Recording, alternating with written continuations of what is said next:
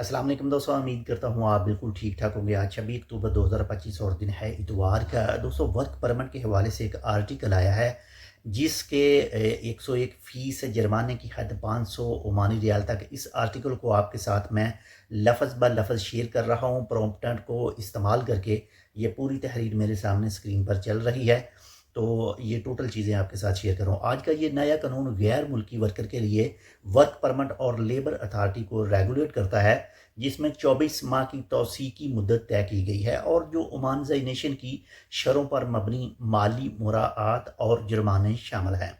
ये फैसला मोहतरम डॉक्टर माहद बिन सईद बिन अली बावईन वज़ीर मेहनत शाही फरमान नंबर 89/2020, जिसमें इसकी जिम्मेदारियों का तयन किया गया था, और शाही फरमान नंबर 53/2023, जिसके तहत लेबर लॉ जारी किया गया था, ये उनकी बुनियाद पर जारी किया गया है। ये कानून सरकारी गज़ट में शाया होने के 3 माह बाद नाफजुल अमल हो जाएगा।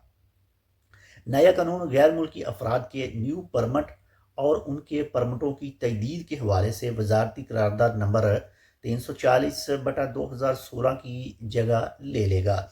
ये वर्क परमिट और कारोबारी लाइसेंसों के लिए वजाहत, तरीकाकार और फीस ढांचा पेश करता है, जबकि सर्विस डिलीवरी में मजबूत कंप्लायंस मैकेनिज्म और कारकर्दगी को यकीनी बनाता है। अपडेट किए गए फ्रेम वर्क के तहत एक वर्क परमिट जो कि कंपनी को गैर मुल्की कारकुन को लाने की इजाज़त देता है 24 माह के लिए दुरुस्त होता है, जो मखसूस शराइत के तहत काबिल तजदीद होगा। कानून वजारत की मंजूरी और मुतलका फ़ीस की अदायगी के साथ पेशा वराना अहदों के दरमियान एडजस्टमेंट की भी इजाज़त देता है, यानी छोटे से बड़ा अहदा जो है वो आप ले सकते हैं, यानी शोबा चेंज कर सकते हैं। पहले बाब की दफ़ा 3 में कहा गया है वर्क परमिट में मखसूस पेशा और वर्क परमिट को कम कैटेगरी से ज़्यादा कैटेगरी में तब्दील जो है वो किया जा सकता है, बशर्त के वजारत की इजाज़त हासिल कर ली जाए और दोनों मानों के दरमियान फ़ीस का जो फ़र्क होता है उसे पे कर दिया जाए, यानी फ़ीस जो है वो अदा कर दी जाए।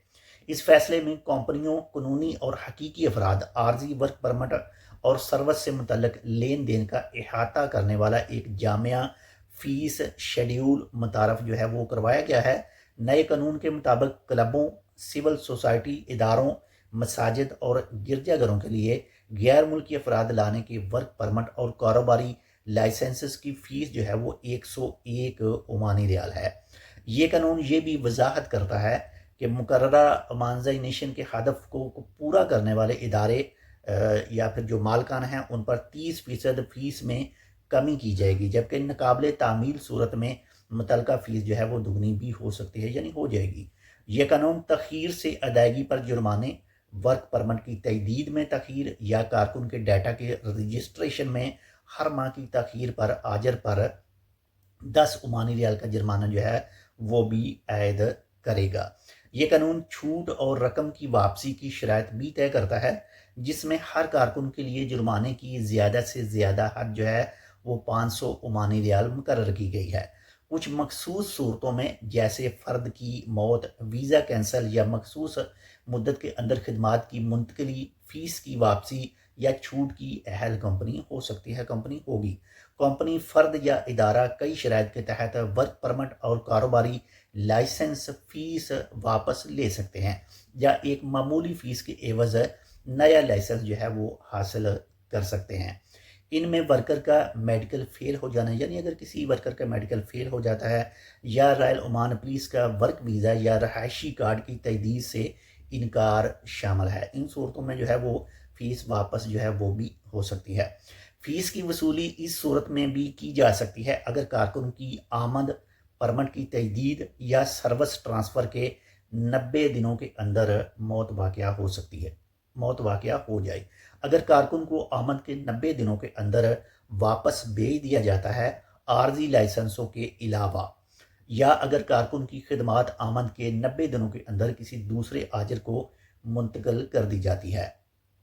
एक बार की रियायत जो आर्जी लाइसेंसों को भी खारिज करती है। मज़ीद बरा आजिर सिविल प्रोप्राइटरशिप के मालिक या वाहद मजाज पार्टनर کی موت کی صورت میں اگر لائسنس استعمال نہ کیا گیا ہو یا اگر وزارت نے انتظامی یا تکنیکی غلطی کی وجہ سے لائسنس منسوخ یا معطل کر دیا ہو تو فیس کی واپسی ممکن ہے۔